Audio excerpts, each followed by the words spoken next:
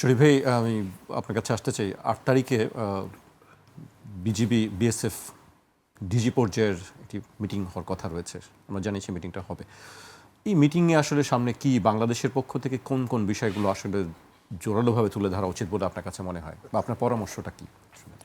ধন্যবাদ। প্রথম জায়গাটা হচ্ছে ভারতের সীমান্তরক্ষী বাহিনী তাদের রাজনৈতিক শক্তির নির্দেশনায় প্রতিনিয়ত বাংলাদেশের বিরুদ্ধে যে অন্তর্ঘাতমূলক কর্মকাণ্ড পরিচালনা করছে, এটা বন্ধ হওয়া দরকার।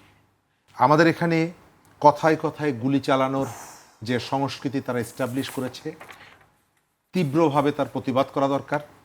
যদিও সাম্প্রতিক সময়ে আমাদের সীমান্তরক্ষী বাহিনী বেশ কতগুলো জায়গায় সাহসিকতার সাথে বিএসএফের যে ঔদ্ধত্যপূর্ণ আচরণ তার প্রতিবাদ জানাচ্ছে।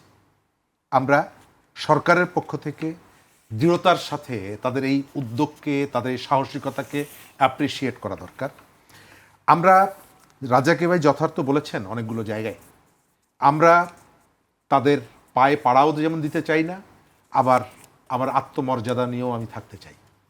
আমার দেশটার উপরে তাদের কর্তৃত্ব দেখানোর যে প্রবণতাটা আছে, আবার বিজেপি কিন্তু তার রাজনৈতিক দর্শনের দিক থেকে গরিব বিরোধী।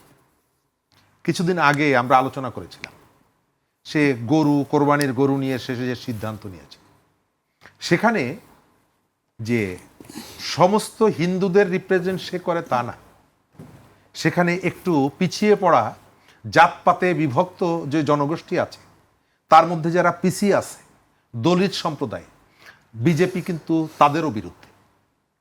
এবং সে যেখানে যেখানে তার সরকার গঠন করেছে ভারতের মধ্যে, প্রত্যেকটি জায়গায় বিজেপি এই যে বিভাজন, এই যে বিন্যাস, এই বিন্যাসটাকে সে অনুসরণ করে।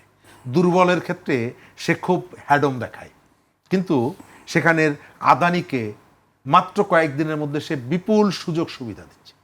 বড় বড় কর্পোরেট পুঁজিকে সে সুযোগ সুবিধা দিচ্ছে, কারণ সে কর্পোরেট পুঁজির প্রতিনিধিত্ব করে। আপনি ভারতে পশ্চিমবঙ্গে বলেন, অন্যান্য জায়গাগুলোতে বলেন, কিন্তু তার এই যে পলিটিক্স, সেই পলিটিক্স মারাত্মকভাবে প্রতিরোধের মুখে পড়বে এবং পড়ছে। শুভেন্দু অধিকারী মুখ্যমন্ত্রী হওয়ার পর প্রথম হকারদের পেটে লাথি মেরেছে।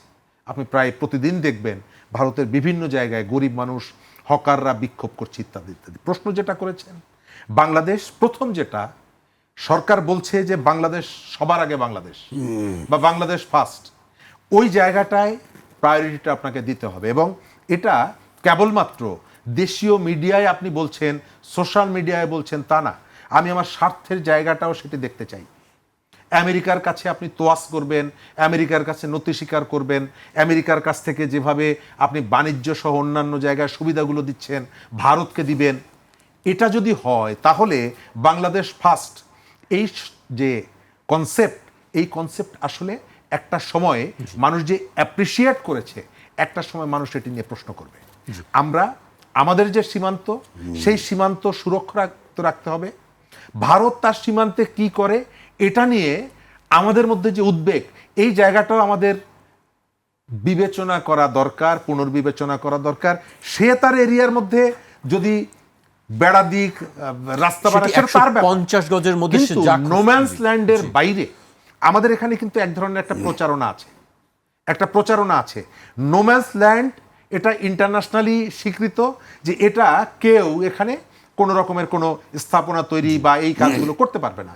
কিন্তু এর বাইরে সে যদি তার সীমান্তে প্রতিরক্ষামূলক ব্যবস্থা নেয়, এটা তো আমারকেও সে হেল্প করছে।